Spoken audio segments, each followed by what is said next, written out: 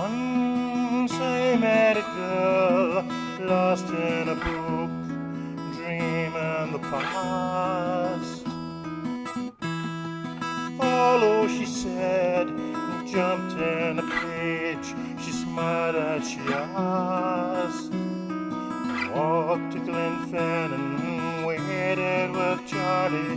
We drank an old leaf, we were toasted by Robbie. We stood as they signed in our broth at the Abbey. She took me to places that I never thought you could see.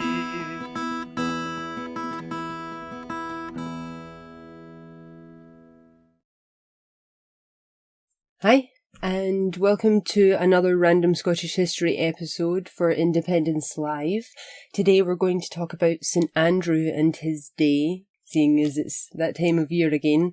We're going to find out why St Andrew is Scotland's patron saint. We're going to go into a wee bit about how he was celebrated and why St Andrew, why not anyone closer to home. We're also going to talk a wee bit about what happened to his relics, although that was what I spent most of my time on this research on, really coming up with very little. So we'll get into it, shall we?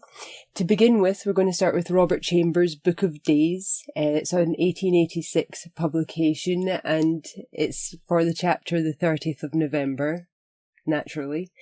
We have St Andrew. St Andrew was the son of Jonas, a fisherman of Bethsaida in Galilee, and was the brother of Simon, Peter, but whether elder or younger we are not informed in Scripture. He was one of the 2 disciples of John the Baptist, to whom the latter exclaimed as he saw Jesus pass by, "Behold the Lamb of God!" On hearing these words, we are informed that the 2 individuals in question followed Jesus, and having accosted him, were invited by the Saviour to remain with him for that day. Thereafter, Andrew went in quest of his brother Simon Peter, and brought him to Christ, a circumstance which has invested the former apostle with a special preeminence. After the Ascension, the name of St Andrew is not mentioned in the New Testament, but he is believed to have travelled as a missionary through Asiatic and European Scythia, to have afterwards passed through Thrace, Macedonia, and Epirus into Achaia, and at the city of Patron, in the last named region, to have suffered martyrdom about 70 CE. The Roman proconsul, it is said, caused him to be first scourged and then crucified. The latter punishment he underwent in a peculiar manner, being fastened by cords instead of nails to the cross, to produce a lingering death by hunger and thirst, whilst the instrument of punishment itself, instead of being T-shaped, was in the form of an X, or what is termed a cross decussate. We are further informed that a Christian lady of rank, named Maximilla, caused the body of St Andrew to be embalmed and honourably interred, and that in the earlier part of the 4th century it was removed by the Emperor Constantine to Byzantium, or Constantinople, where it was deposited in a church erected in honour of the 12 apostles. The history of the relics does not end here, for we are informed that about 30 years after the death of Constantine in 368 CE, a pious Greek monk named Regulus, or Rule, conveyed the remains of St Andrew to Scotland, and there deposited them on the eastern coast of Fife, where he built a church, and where afterwards arose the renowned city and cathedral of St Andrews. Whatever credit may be given to this legend, it is certain that St Andrew has been regarded from time immemorial as the patron saint of Scotland, and his day, the 30th of November, is a favourite occasion of social and national reunion amid Scotchmen residing in England and other places abroad. The commencement of the ecclesiastical year is regulated by the feast of St Andrew, the nearest Sunday to which, whether before or after, constitutes the first Sunday in Advent, or the period of 4 weeks which heralds the approach of Christmas. St Andrew's Day is thus sometimes the first and sometimes the last festival in the Christian year. Now it says there that St Regulus or Rule conveyed St Andrew's remains to Scotland. Now, it wasn't all of St Andrew, it was choice bits and pieces of him, which I guess we'll get into. This is from the North Briton for Wednesday the 12th of December 1866, the history of St Andrew. A Greek monk of the name of Regulus, abbot of a monastery at Patron, a town in the province of Achaia, was admonished by a vision to abandon his native country, and, like the father and mother of a celebrated ancient nation, to depart without delay to a far distant land. This, he was told, was an island in the great ocean situated in the remotest extremity of the western world, and is known by the name of Albion. But previous to his departure, he was commanded to visit the shrine of the Apostle St Andrew, whose relics had been deposited in the above-mentioned city, and to take from the tomb the arm bone, 3 of the fingers, and 3 of the toes of the Apostle, to be the companions and protectors of his long and perilous journey. The abbot was so faithless that he hesitated with respect to obedience, startled, it would appear, at the magnitude of the enterprise he was commanded to undertake. The admonition having been repeated in a more awful and terrific form, and menaces employed in case of further disobedience, the reluctant abbot was at length induced to comply. He repaired to the holy shrine, took up the commanded relics, deposited them in a box constructed for the purpose, and having provided himself with companions and other necessaries for the voyage, as directed in the vision, he embarked in a small vessel and put to sea. 17 other monks and 3 nuns, or, as they termed in the story, devoted virgins, agreed to accompany him. After having, for the space of 2 years, been exposed to the innumerable hardships and dangers, they were at length, by a violent storm, shipwrecked in the Bay of St Andrews. Their vessel was dashed to pieces, and they themselves with difficulty escaped, losing all they had on board except the box of relics which they were so fortunate as to preserve. The Pictish monarch upon the throne when St Regulus and his company arrived was Hergest or Hergastus, who happened fortunately to be a prince of superior accomplishments and good sense. No sooner was he informed of the arrival of these strangers than he repaired to a palace which he had in the neighbourhood and commanded them to be brought before him. He was no less struck with the sanctity and gravity of their manners than with the great beauty and sublimity of the doctrines which they taught. He, in short, became a convert, and his people followed his example. The heathenish, druidical worship was exchanged for the rites of the gospel. The darkness of pagan error gave way to the light of truth, and St Andrew was accepted as the guardian saint of the kingdom. In the year 819, Hungus, king of the Picts, invaded and ravaged Northumberland, and was returning through East Lothian with his victorious army loaded with plunder when he was overtaken and surrounded by his enraged enemy, Athelstane, king of the East and West Saxons, at a place since called Athelstaneford near Haddington.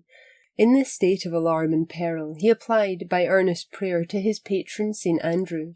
The saint heard his prayer, and displayed in token a luminous cross in the air next day, and assured Hungus that if he engaged the enemy he would obtain a complete and decisive victory.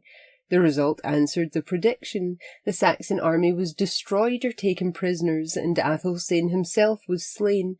Hungus immediately repaired to St Andrews with all his courtiers and great men, kissed on his bare knees the relics of the saint, obliged those who were with him to do the same, and to bind himself by a solemn oath that he would forever, for the future, use no other sign on his banners or standards except what is now known as the Cross of St Andrew.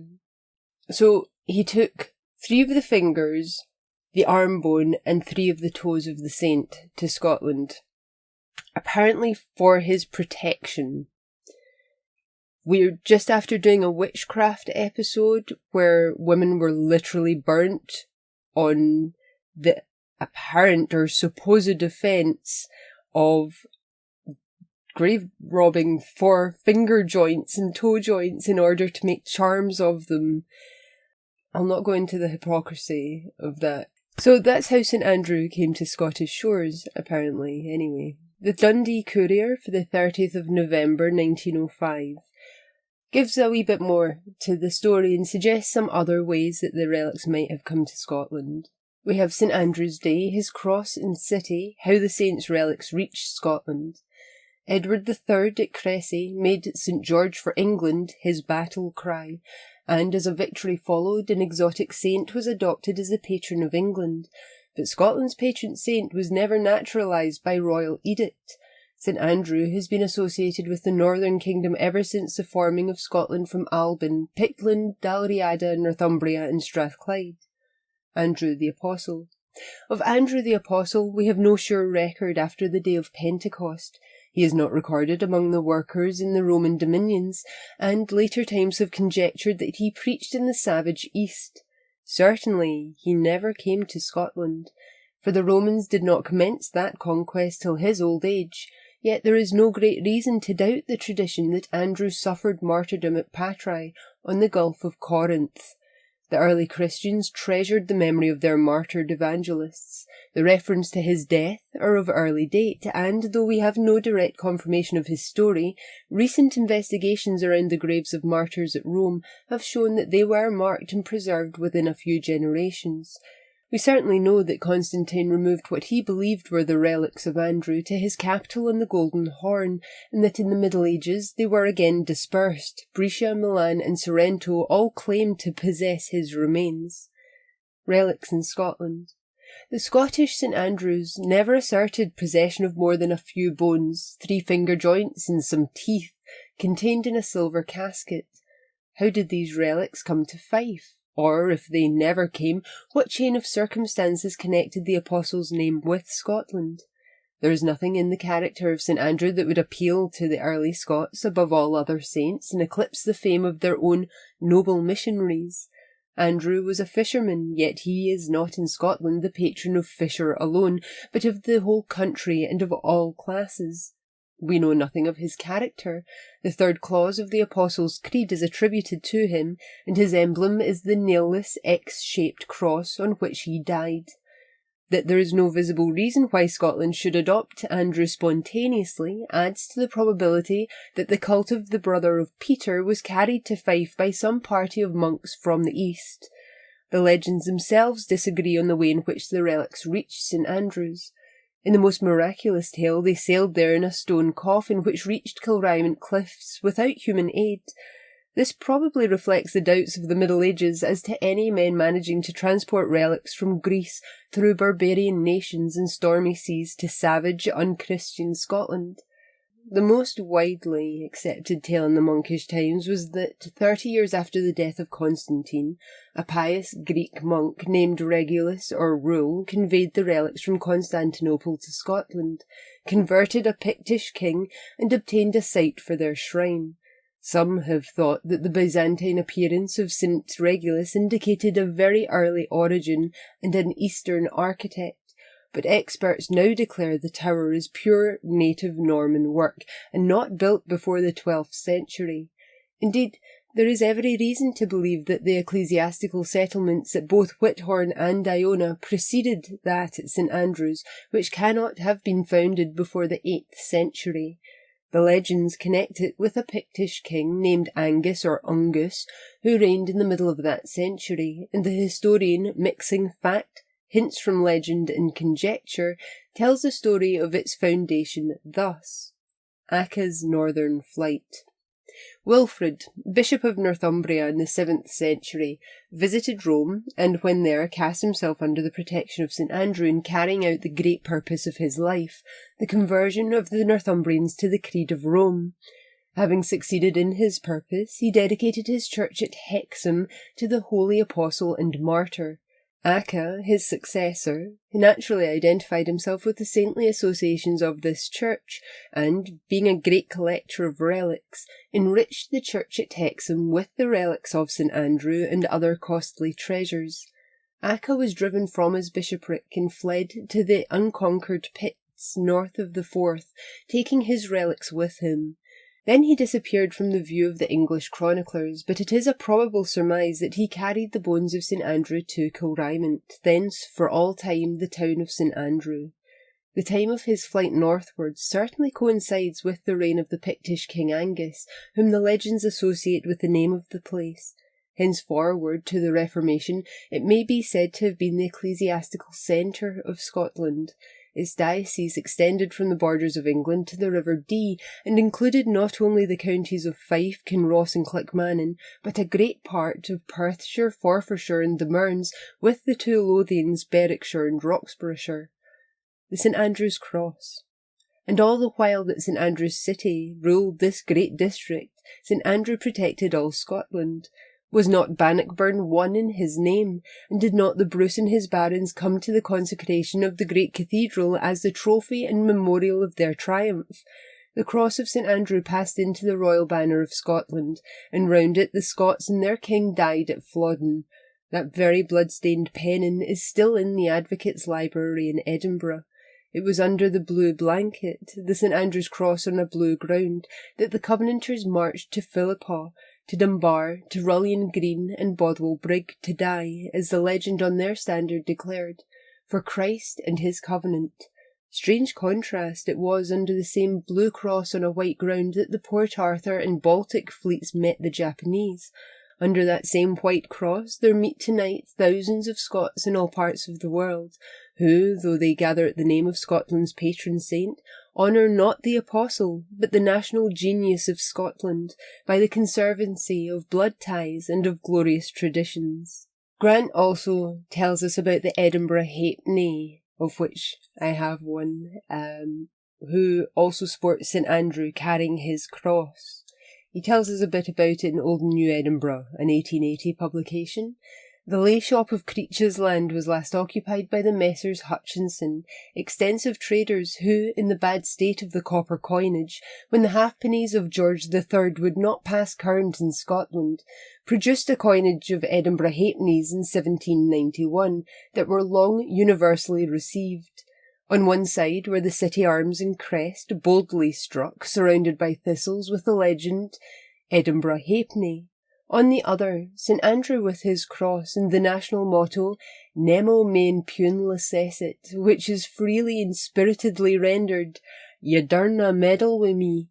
Since then, they have gradually disappeared and are now only to be found in numismatic collections. So Scots around the world, wherever they found themselves, in all major cities, would set up St Andrew's associations or Scottish organisations, and it was a way to connect with other Scots.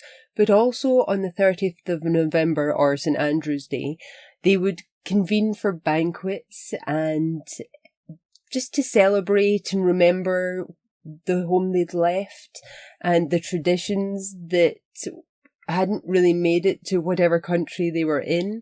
It was a time of remembering and nostalgia for old Scotland. And it was also devoted almost exclusively to eleemosynary pursuits or charitable endeavours. They would try and raise as much money as possible at these events in order to help their poorer Scots who had found themselves in whatever country they happened to be in at this time. And that was across the board. It was a very charitable day of raising funds for those less fortunate. So we'll go into a wee bit about these celebrations. From the Glasgow Sentinel for the 7th of October 1854. We're told in Glasgow, the hall was beautifully and appropriately decorated under the superintendence of George Lamb, Esquire, one of the associates. At the East End, over the chairman's table, there were suspended 2 royal standards of Scotland on blue-coloured staves with yellow tops and tassels of yellow. This portion of the hall was also tastefully decorated with wreaths of evergreens and flowers. Over the croupier's chair at the West End and above the gallery, a Union ensign was suspended on the wall with wreaths of evergreens. On the north and south sides of the hall, the great windows were draped over with curtains of the newly arranged Scottish Rites tartan, which does much credit to the taste of Mr. James McKissick, 81 Wilson Street, Glasgow, the maker. Suspended from the curtains and hanging over between the windows were tastefully arranged floral wreaths. On the north side, the St Andrew's ensign was suspended from a flagstaff, coloured blue with yellow top. The St Andrew's ensign is the standard of Scotland with the Union in the corner. The English have their St. George's ensign, and Scotland has her equal right to display her St. Andrews when and where she wills. On the south side of the hall there is displayed the standard of Scotland. It is unnecessary on Scottish ground to describe the standard of our country. It is to be regretted that it is not oftener seen. It was the flag of our forefathers, and their descendants should be proud of it and its many glorious associations.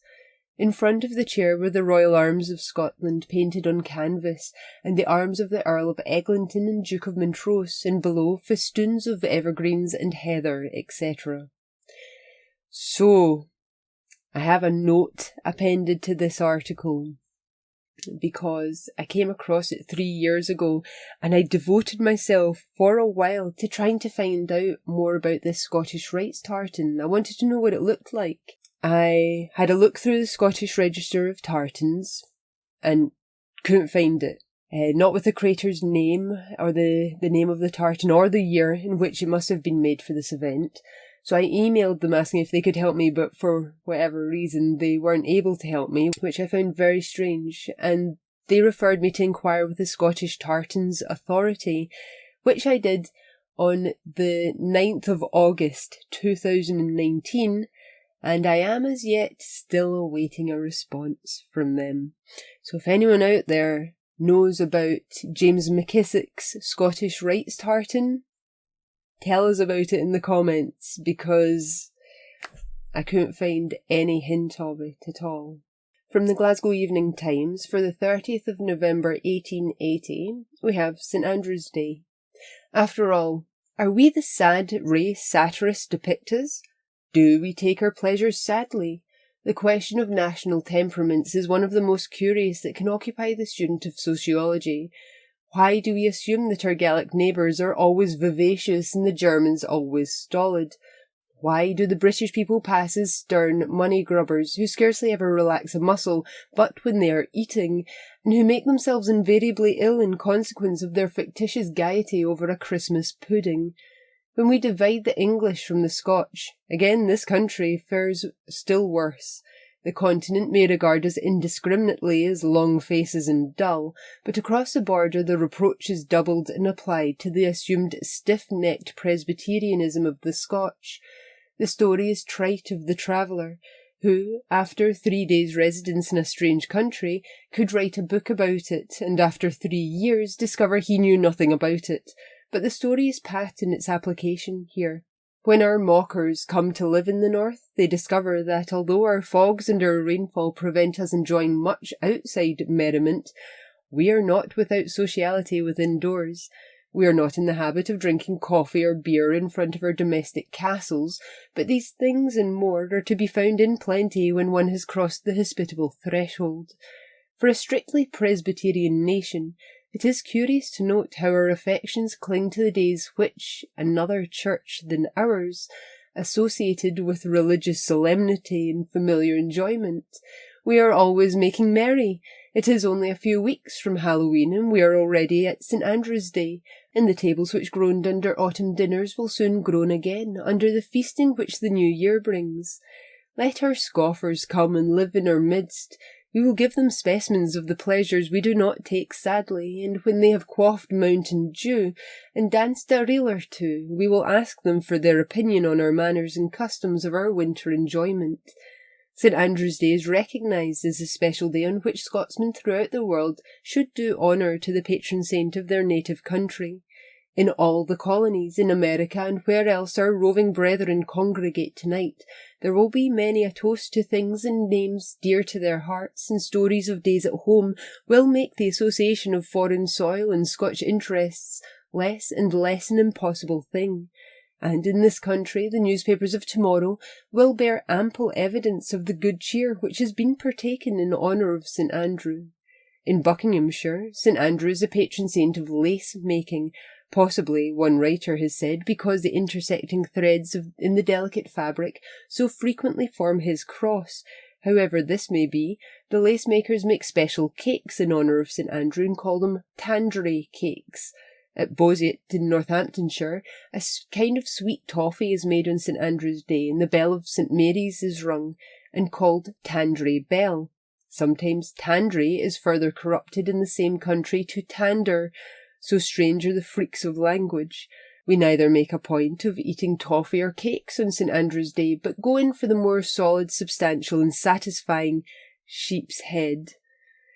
The alleged origin of this sheep's head eating is curious, but we by no means vouch for the alleged origin being the real one. Here it is, however, as given in the invaluable pages of Brand. To Duddingston, he says, many of the opulent Edinburgh citizens used to resort in the summer months to solace themselves over one of the ancient homely dishes of Scotland, for which the place is long celebrated, the use of singed sheep's heads, he continues, boiled or baked, so frequent in this village, is supposed to have arisen from the practice of slaughtering the sheep fed on the neighbouring hill for the market, removing the carcasses to town, and leaving the head, etc., to be consumed in the place. So that, according to this account, a custom must have begun among the classes who could get heads of sheep for the taking away, gradually developed into a local attraction and speciality, the fame of which spread so widely that not only the opulent Edinburgh citizens, but the opulent citizens of other places, sat down with pleasure in winter as well as summer to discuss what was at first thought only good enough to be left on the hill. Brand, however, does not cite any other authority. It was to St. Andrew that Robert the Bruce attributed the victory of Bannockburn, when the cathedral of the future metropolitan city of Scotland was opened by him on the 5th of July, 1318. He testified his gratitude to heaven for the victory vouchsafed by the intercession of St. Andrew. Now Georgius, in his popular and papish customs, says of St. Catherine's Day, "What should I tell what sophisters on Catherine's Day devise, or else the superstitious toves that matters exercise?" But he scarcely gives any more information about St. Andrew's Day, to which he refers immediately afterwards. To Andrew all the lovers and the lusty wooers come, believing through his aid in certain ceremonies done, while as to him they presents bring and conjure all the night to have good luck and to obtain their sweet and chief delight. He then goes on to the dedication of a church holiday. His reference to St. Andrew's Day, it will be seen, is tantalizing. He says St. Andrew's is the lover's day, and that lads and lasses bring presents to him, and watching all night, after going through certain ceremonies, believe they will have good luck and obtain their sweet and chief delight. What were those ceremonies? He gives no information as to them further. One may assume that they were very similar to those practised among ourselves on Halloween. St. Andrew's Day is too near Halloween for Scotch maidens again to resort to divination, but in Germany, on St. Andrew's Eve, to find out the colour of the future bridegroom's hair, the following ceremony, Thorpe tells us, is performed. Between 11 and 12 at night, the girl who wishes to peep into futurity in this innocent wat goes to the house door. She takes hold of the latch and says thrice, "Gentle love, if thou hearest me, show thyself." Thereafter she suddenly opens the door wide enough to pass her hand out, making a grasp in the air, and finds in her hand a lock of her future husband's hair. It will not be every girl, it may be assumed, who will attempt such a lonely feat in the midnight hours. Luther, in his Table Talk, speaks of German girls reciting the following prayer to St. Andrew on his day in order to learn what their husbands will be. Deus Deus meus o sancta Andra effice at bonum pium acoram virum hodie mihi ostens qualis sit quae mean oxorum ducer debet, which translated apparently is, "O God, my God, O Saint Andrus, make a good to acquire a good man. Today my shows what is to whom I am in a wife to marry." That's obviously a direct translation to the Latin, which you get the gist, I guess. Our same worship in these days takes the form of eating and drinking. The eve, and not the morn, as Keats has it, is full of holiday. For us no bells with rival clamours ring, nor does cunningly stationed music die and swell in echoing places. But true it is that on this day of the patron saint of Scotland, a metropolitan murmur, lifeful, warm, comes not from one county or from one country, but from every spot and sod where the untiring Scot has sent his venturous foot. Hail St. Andrew and St. Andrew's Day. An example of the Scots abroad comes from the Ardrossan and Saltcoats Herald for the 28th of March, 1890. is an article entitled The Scot in Winnipeg. Scotchmen are often said to be clannish, and to a great extent that is the case, but it is a good fault to have, and the Scot abroad makes good use of the fault. The Scot in this country is a Canadian first and a Scot next. His motto is, O Canada, I lo'e thee well, although nae son of thine, within thy wide dominion, there beats nae truer heart than mine. The Scotch element is strong in Winnipeg, the western capital. The city has 3 Presbyterian churches, North Church, Knox and St Andrews. In the latter will be found most of the Scotch people and all the new settlers, perhaps because it is a homely and social congregation presided over by an earnest, hard-working pastor, the Reverend J. Hogg, who, Sunday after Sunday, tells the language of the soul, and in his book of life the inmates pour enroll. In the forenoon service, the psalms are sung to the old tunes, so dear to the old folks of the congregation, the tunes that recall their past days in the old country. In the evening, hymns and anthems are sung for the benefit of the younger generation, who hold the very sensible belief that the church service should advance with the times. Then a visit to the rooms of the St Andrews Society is a sight that gladdens the hearts of Scotchmen. The twang of the fifers and Edinburgh folks and the broad dialect of the Aberdonians can be heard mingling with the more refined dialects of Inverness, Glasgow and the West. The Society's diploma of the Burns Federation, dated at Kilmarnock 1886, and signed by the well-known signature of the President of the Federation, P. Sturrock, seems like an echo from Ayrshire of the voice of one so well known in public life in North Ayrshire. The St Andrews Society takes its name from St Andrew, the patron saint of Scotland, and is composed of men of Scottish birth and descent. The object of the society, as its motto explains, is to relieve the distressed, to commemorate the anniversaries of Burns and Scott, and to observe in a fitting manner Halloween and Dominion Day. The commemoration generally takes the form of a Scotch concert or a dinner, at which the glories and beauties of Scotia and the brave deeds of her sons are recalled by the good and old Scotch songs, so familiar to all from their childhood, and still possessing charm for all. They make "I feel as if at hame, mid Scotia's bonny scenes, when gathering round us, fancy brings the faces o' auld friends. For to us Scotsmen new abroad, the old land aye is dear."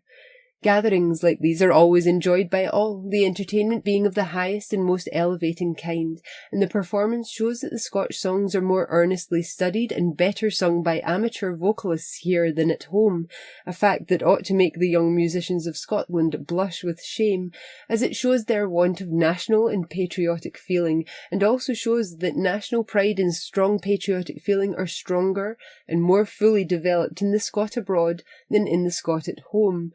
Anyone, whether poor immigrant or rich tourist, who leaves the old country for Manitoba can look forward to being surrounded by friends who are always willing to lend a helping hand to the stranger and show that man to man the world o'er shall brothers be for a' that.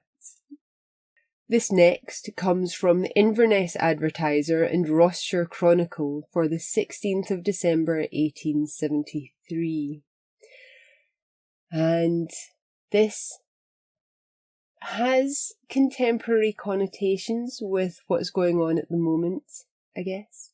The St Andrew's Day of the 35th year of Her Majesty Queen Victoria's reign has come and is past, and equally certain is it that many who joined in the festivals at the various places it was celebrated at will pass away with it before another comes round, yet others will look forward to its return with agreeable anxiety for the pleasure anticipated in the meeting of friends to hae a swap o' rhyme and wear.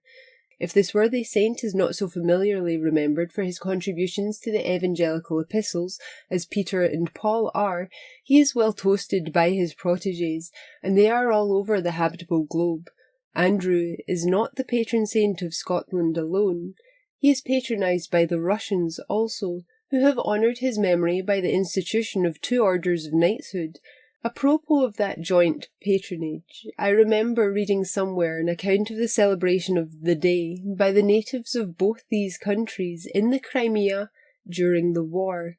In one of those November, now nearly 20 years ago, a British army was lying on a bleak hillside far away from home. The soldiers of the Scottish infantry regiments and the troopers of the Scots Greys tried, dismally enough, lodged as they were in canvas tents, during the bitter inclemency of a terrible winter to celebrate their St. Andrew's Day, as they had been wont to do, wherever they might be out of their own country.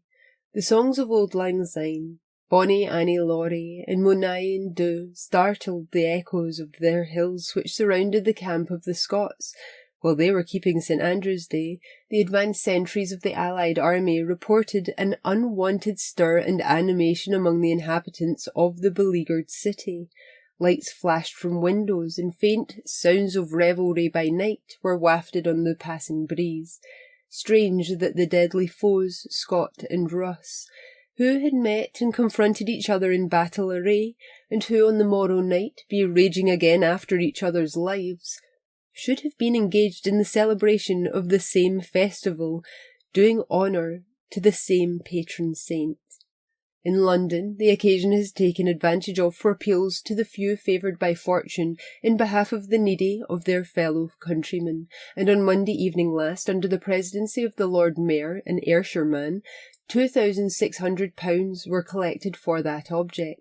In New York and Calcutta it is the principal festival of the year, where ambassadors and rulers attend, and deliver themselves of orations, something after the fashion of Her Majesty's ministers at the Guildhall feast in London. The Scottish Corporation has 600 pensioners on its lists, who receive from 5 shillings to 10 shillings per week, in addition to which they have medical advice given to them at the hospital 1 day in every week of the year. Small as these allowances are, they are found useful to the poor recipients, and the distribution of so much charity is creditable to Scottish philanthropy. It is a curious fact that the anniversaries of the 2 oldest institutions of the metropolis take place on St. Andrew's Day. The Scottish Corporation held its 209th meeting on Monday last, and the Royal Society celebrated its 24th anniversary the same evening. Its first president, Sir Robert Morley, was a Scotsman. It is also truly stated by the apothegm that the saint has not so much honour paid to him in his country as he meets with out of it. In India and America it is especially celebrated. In Calcutta, a telegram reports that the day was kept by a large party dining together, with the Lieutenant Governor, Sir George Campbell, in the chair. With so many countrymen there, it is no wonder that St. Andrew's Day was a speciality, and among the distinguished men who discharged the duties of presidents on these occasions will be found Lord Macaulay, Sir James Mackintosh, Sir Charles Metcalfe, Sir William Morrison, Sir John Peter Grant the elder. The orations of any of these illustrious men would be a treat to listen to, more especially the first. 2 toasts are inseparable at that festival, and their sound is certainly thrilling to Scottish ears. These are first, the land of cakes, and next, Wallace and Bruce. Lord Macaulay has written rather severely in his history of certain acts of Scotsmen, and Highlanders in particular. Let us see what were his sentiments in proposing these toasts on the occasion of his presidency at the festival in Calcutta. It was a country, he said, which he gloried to be connected with. Although he had not the honour of being born in Scotland, neither was he educated, but had only visited it as a stranger and a traveller. But it was impossible for anyone to visit it without being struck by its beauties, and for his own part, he had never seen any country equally interesting. In proposing the toast of Wallace and Bruce, he said, their heroic efforts had been as beneficial to England as to Scotland. I am not aware that I trench upon politics when I say that it would have been happy for the British Empire if Ireland had had her Wallace and her Bruce, if it had not in those dark ages come by conquest under the arbitrary yoke of England, but had, like Scotland, been amalgamated with it by pacific measures. On the other hand, it would have been the greatest calamity if at that time we had been cursed with another Ireland, and, from the want of such men, had acquired another country to be governed through a succession of ages by a military force. It is not as an Englishman, therefore, and not as a Scotchman, but as an undivided British heart, that I propose to you the immortal memories of William Wallace and Robert Bruce. Equally interesting was his next speech, which is also worthy of quotation, as I am not aware that he has elsewhere mentioned the name of the peasant poet of Caledonia. The toast, which I am now about to propose, is well chosen for this occasion. It is the memory of Robert Burns. It is well selected by the stewards from the whole of the literati of Scotland, rich as the country is in great names from the earliest times.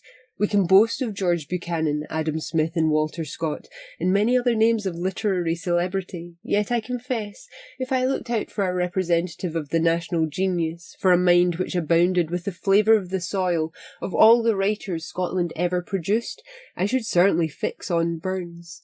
As for those other eminent men, they were acquainted with the literature of many ages.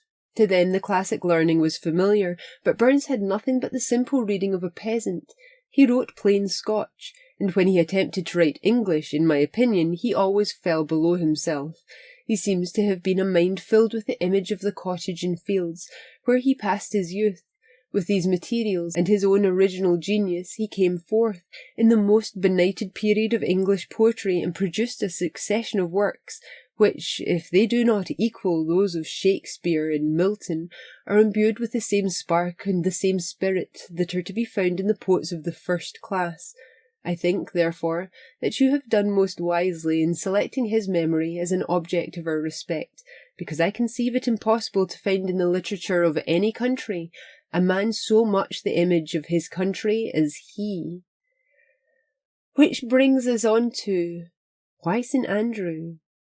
Why not one of the saints noted to have brought Christianity to Scotland, St. Columba, say? Or in the west of Scotland we might put St. Mungo forward for that honour. Why not Burns or Scott? Why St. Andrew? We'll get into that, shall we? From the Glasgow Herald, for the 30th of November 1889, we have, wanted, a Scotch patron saint. It may seem the rankest heresy and flat disloyalty to the Scottish nationality of the past, not to speak of the Scotch Home Rule of the future, to advertise on St. Andrew's Day for a Scotch patron saint.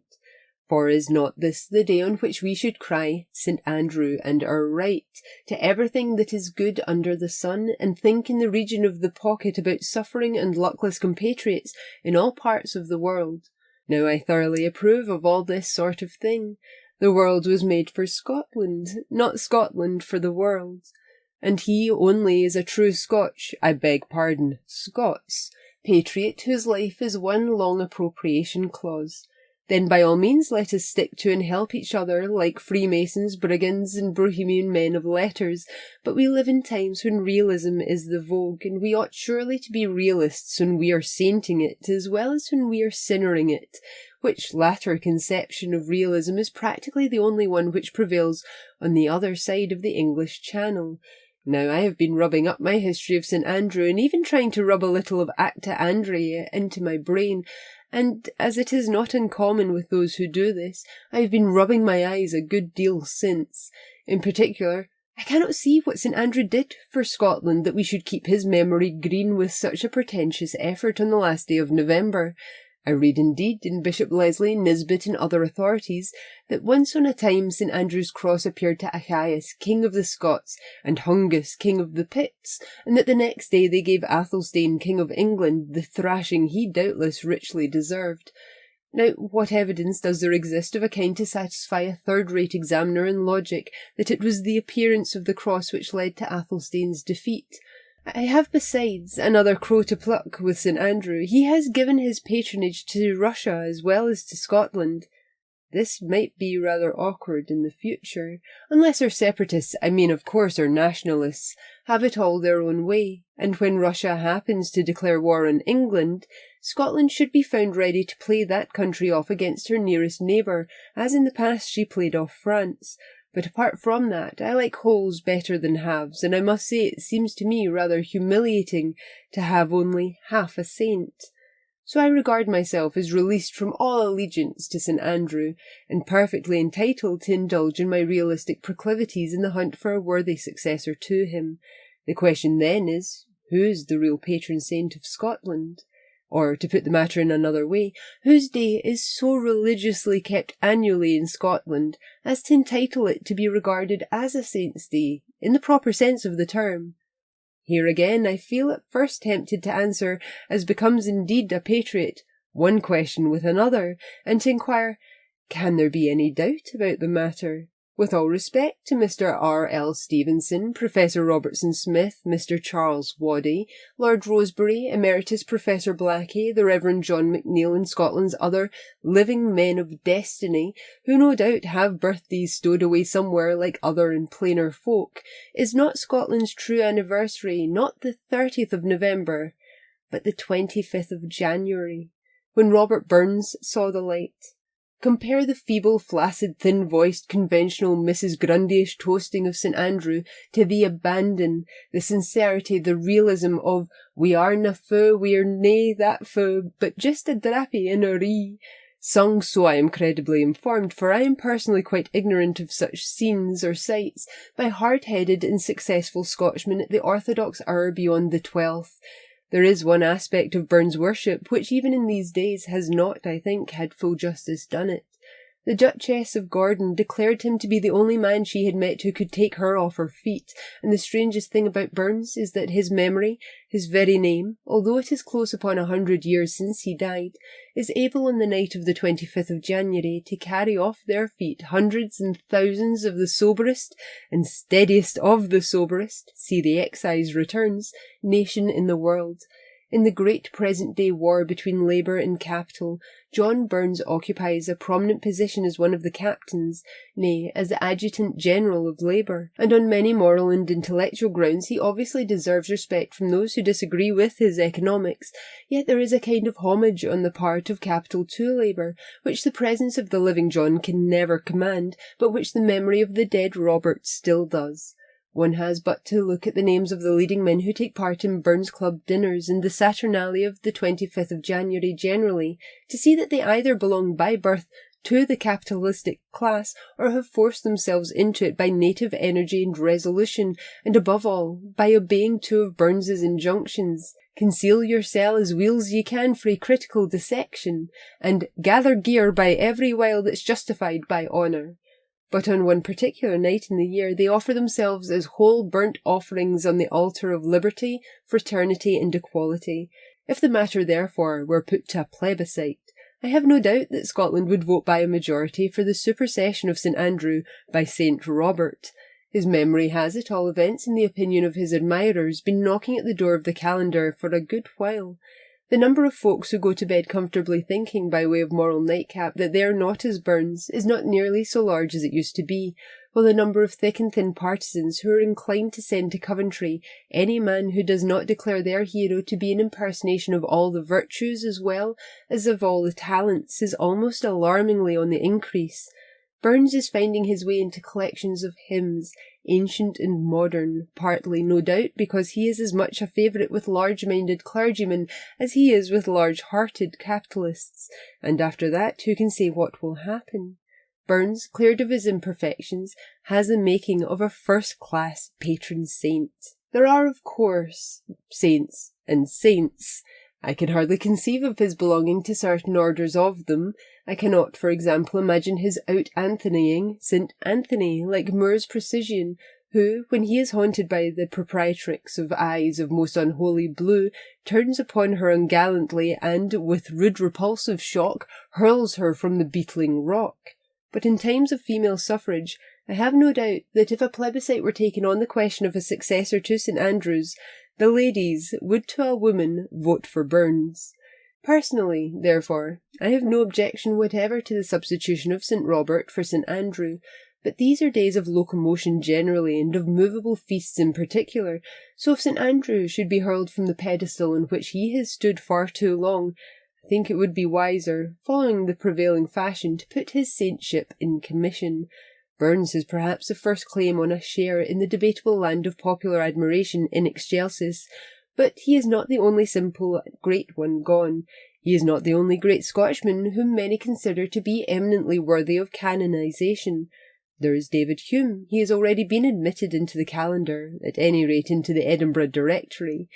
There is Thomas Carlyle. You may doubt his sanity when he was under the influence of dyspepsia or Cromwellism, but you can never doubt his sanctity. There is Sir Walter Scott. He was, according to Carlyle, but a very great restaurateur.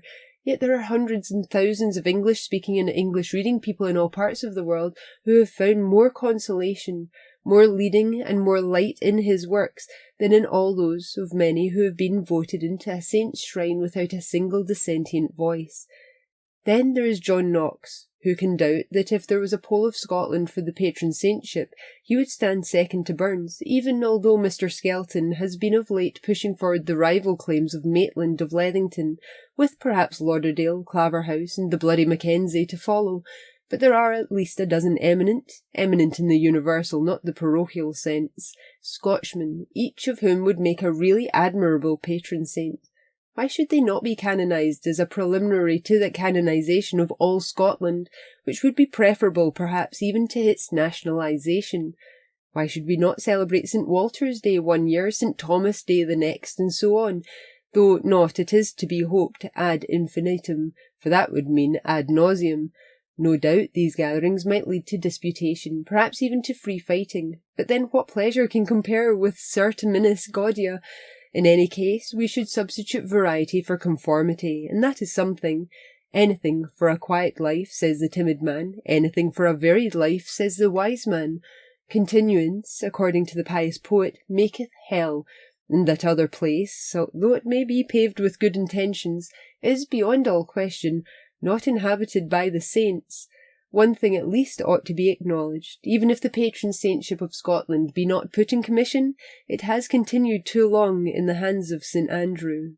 So I have a short article that continues that last somewhat. From the Glasgow Evening Post for the 30th of November 1892, we're told, "This is the last of November. It is also St. Andrew's Day.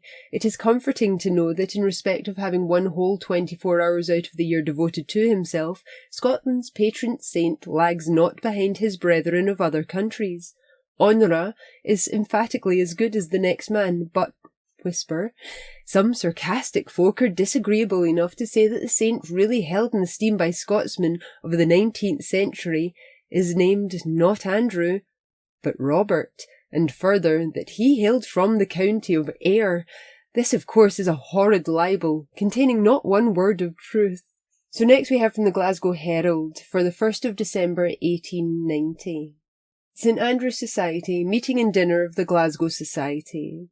The chairman proposed the toast of the evening, the Glasgow St. Andrew Society. After thanking the members for having elected him to the position of president, he said that in his researches into St. Lore, he was surprised at the slender claim that St. Andrew had to be recognised as the patron saint of Scotland, for as far as he could discover, he had never been here at all.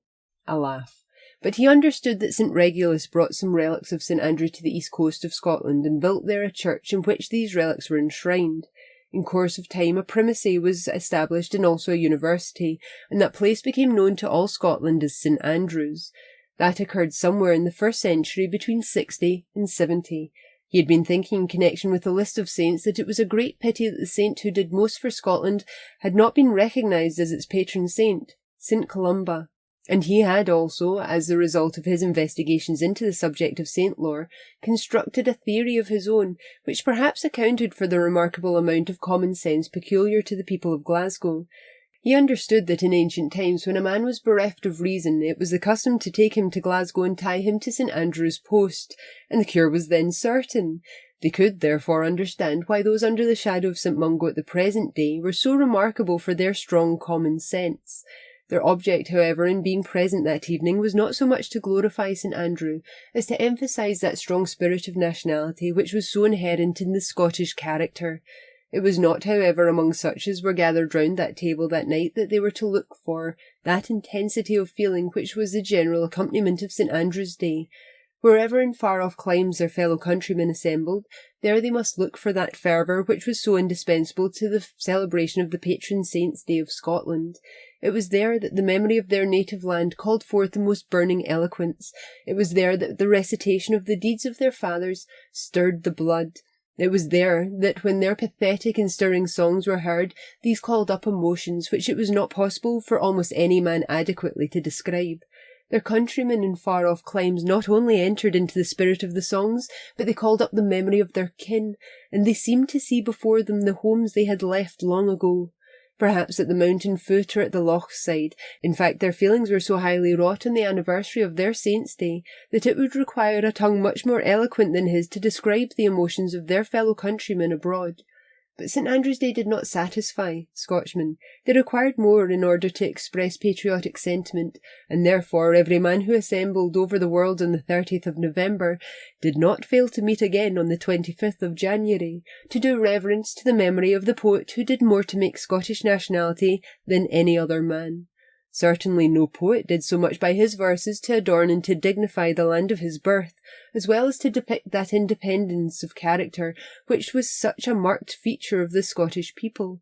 But St Andrew was claimed as a patron saint of another and a greater nation than this. He was regarded as the special patron of Russia. He did not need to enter into the reason why that great empire claimed him more than Scotland did. Comparisons were said to be odious, but our position among the smallest of the nations seemed to invite a comparison which was almost irresistible. Here were two countries claiming the same patron saint, one a small one, the other a greater one. The greater might be greater in size, but the smaller was greater in true greatness. In the same way, take our agriculture, and under the disadvantage of a not too generous climate, it was unequalled. Take again the development of our natural resources. What a source of renown to us the world over. Our country abounded in beauty, and people came from all parts of the universe to see these places and were able to look at and admire them with comfort and safety. In the field of invention, there was the great Scotchman Watt, and in political economy, we were the teachers of the universe. Our poets, our authors, and our philosophers had occupied positions among the most exalted, and the British Empire, of which we were all so proud, had been greatly built up by the blood of Scotchmen. Well might they, therefore, on St Andrew's Day meet not only in this city, but the world over to keep alive the sacred flame of patriotism, to bask in its warmth, and to rejoice that Almighty God had blessed them with a birthright and a heritage which it should be their dearest and most earnest desire to transmit to the most remote generations.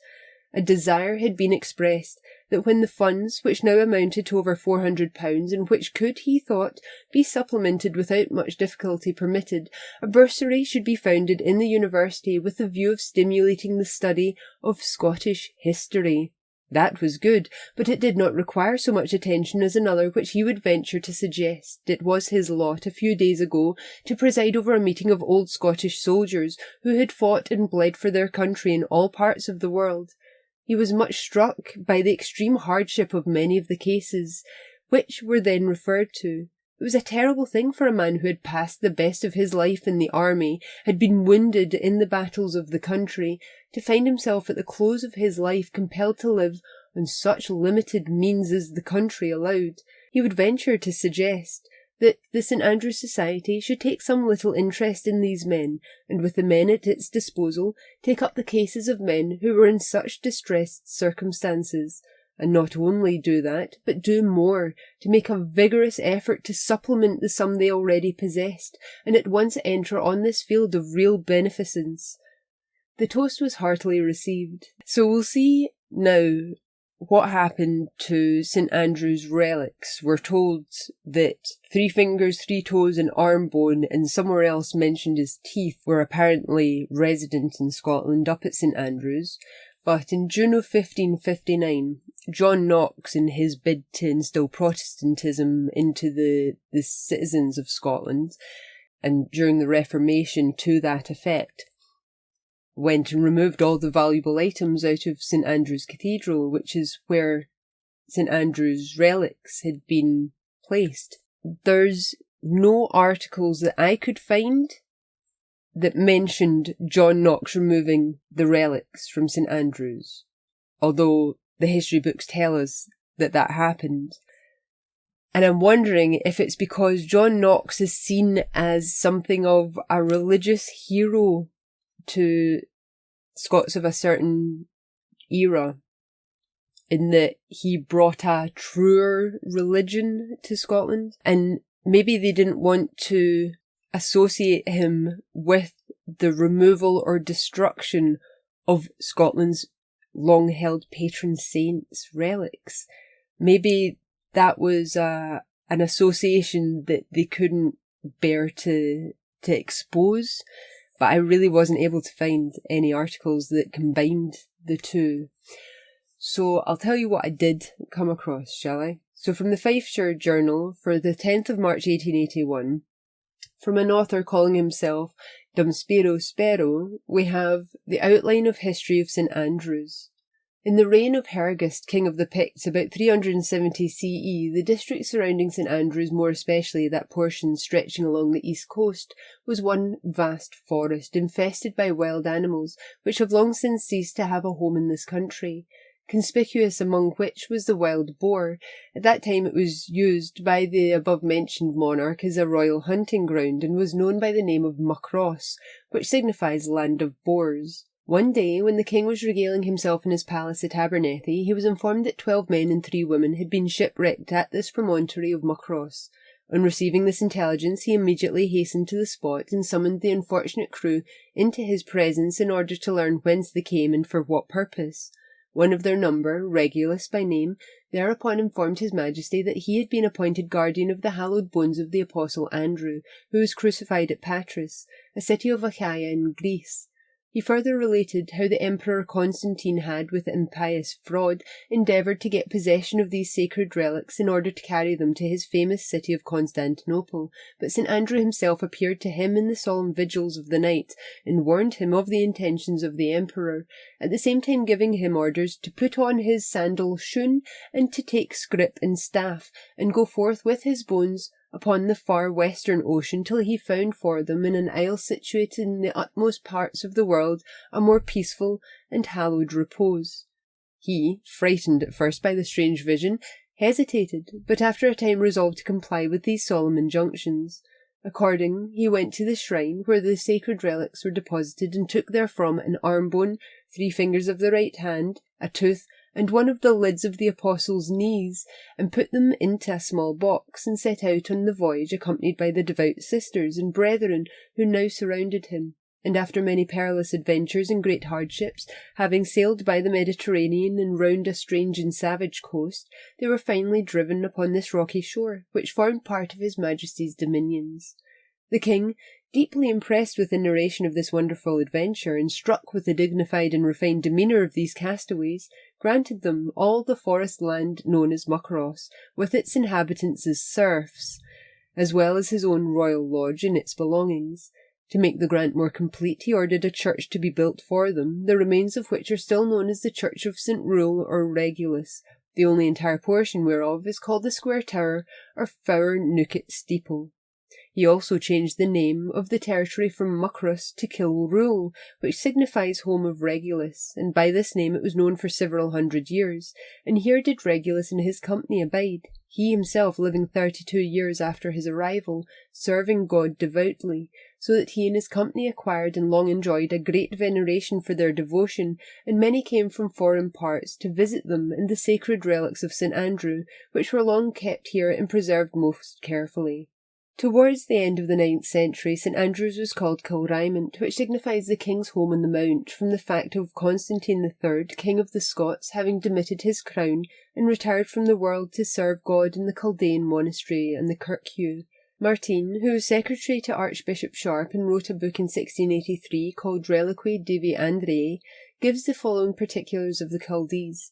He says, as to these Chaldees at St Andrews, there goes a tradition in this place that the Chaldees of old, at least Regulus and his companions, had a cell dedicated to the Blessed Virgin, about a bow-flight off the shore of St Andrews, a little without the end of the pier, now within the sea, upon a rock called in his and our day the Lady's Craig, etc. Its present name, which it has retained upwards of 1,000 years, was given by Kenneth II, King of Scots, who, being a brave and pious prince, gave greater outward splendour to the church than former times had seen, and ordained it to be called the Church of St Andrews, in honour of the saint, whom he acknowledged as the national patron. So, added to the finger bones, the toe bones, the arm bone, the teeth, we also now have a kneecap. And they were at St Andrews, apparently, for an extensive period of time. Where did they go after Knox? Where did they go after the Reformation? From the Dundee Courier for the 29th of September 1874, we're given Historic Scenes in Fifeshire by Reverend Dr. Marshall, Cooper Angus. St Andrews. St Leonard's College was founded in 1512 by Prior John Hepburn, and Archbishop Alexander Stewart sanctioned the erection, and his father James IV confirmed it. It was endowed with the tithes of St Leonard's parish, and also with the revenues of the ancient hospital on the site of which it was built. That hospital was for the reception and entertainment of the crowds of devotees who came from all parts to worship the relics of St Andrew. Those relics somehow at length lost their attractions. Faith in their miraculous virtue failed, and when the concourse of pilgrims to them ceased, the hospital was converted, first into a sort of nunnery for old women, and next into a school for the education of youth, the latter Hepburn laudably superseded by the much more useful institution of the college. The same paper continues on the 18th of April 1895, the excavations at St Andrews, where we're told about some of the statues that had come from the cathedral. In the Times of yesterday there appears a long article from a special correspondent describing the excavations at present being carried out at St Andrews at the instance of Lord Bute. Martin says that the entrance to the prior's house was by a fair gateway, and here, as in Pompeii, the marks of carriage wheels are distinctly traced on the stone. South of this, another vaulted room with a groining still in position was encountered, and further south the once mysterious Penn's Passage, which, as has been said, Lord Bute believes to have been a drain. Some stone heads were found in it at a depth of 10 feet, the effigies of saints from the cathedral, thrown in at the hour of Knox's triumph. One of these is a head of Christ, the traditional Ecce Homo, behold the man. Another seems to be an effigy of St Andrew, with traces of crimson on the garment, and of gold and pink tinting in the features. The third is a visage of Malcolm IV, the maiden. Only St Andrew has escaped mutilation, and he remains of a severe and Darwinian aspect. So that's about as close as we come to John Knox's overthrow of St Andrews. But there, these statues have been found 10 feet down in a drain. So, it was obvious they were just of no use to the reformers. You know, they weren't of any significance to the reformers at all in the way that they've been discarded. Now, there were lots of hints suggesting that they had become resident in St Mary's Cathedral in Edinburgh. We have from the Dundee Courier again for the 3rd of December 1900. St Andrew's Sunday in Edinburgh, an imposing ceremonial. The Metropolitan Church of St Mary, the cathedral in Edinburgh, has the honour of possessing the only actual relic of St Andrew in this country, and each year it is taken from its resting place with reverential regard and venerated according to the traditional practice of the Catholic Church. The ceremony was carried out yesterday under imposing conditions. 3 events concurred to make yesterday memorable at St Mary's, namely the beginning of Advent, the religious festival of St Andrew, and the first visit of Archbishop Smith to the church, which is to be, during the rest of his lifetime, his primatial headquarters. The last of the decoration touches had been put upon the church, and its appearance, although stripped of gold ornaments, as is usual in Advent, was rendered even more effective than usual by the purple cloth and purple vestments brought into use, the newly furnished gildings in blue and red lines standing out with artistic clearness. In the morning an orchestra assisted the fine music of Haydn's first Mass, and the approach of Christmas was appropriately heralded by a young clergyman, recently brought to the cathedral, who voiced the Advent sermon with impressive fervour. The main interest centred in the evening service, where, for the first time since his appointment, Archbishop Smith, in his episcopal vestments and with mitre and crozier, approached the altar, preceded by an imposing procession of the various guilds, acolytes, and assisting priests. After Vespers, at which the Archbishop officiated, the choir sang an appropriate hymn, a pulpit deliverance on the introduction of Christianity in Scotland having been given by Canon Dunleavy. Benediction proceeded, the Archbishop conducting. The reliquary containing the relic of St Andrew, a casket of rich design, was then put in the hands of the Archbishop and carried by him in solemn procession round the church, the children singing an appropriate hymn, and the relic being solemnly venerated by those present. The rest of the benediction service followed, and the congregation received the first blessing of their new chief pastor. It is interesting to note that the Archbishop did not on this occasion occupy the throne. The throne is, of course, vacant until the solemn proceedings of installation yet to follow have taken place. We now have an article suggesting that they're not in St Mary's, or at least not all of them are in St Mary's, since a cathedral in Dublin lays claim to having had some St Andrew's relics within it. So from the Irish Weekly and Ulster Examiner for the 28th of August 1943, we have A Checkered History of a Dublin Cathedral by Colin Ward. After the Norman invasion, St Lawrence O'Toole rebuilt the church, the expense of the work being borne by the Norman barons, Strongbow, Fitzstephen, Raymond le Gros, and the Archbishop himself.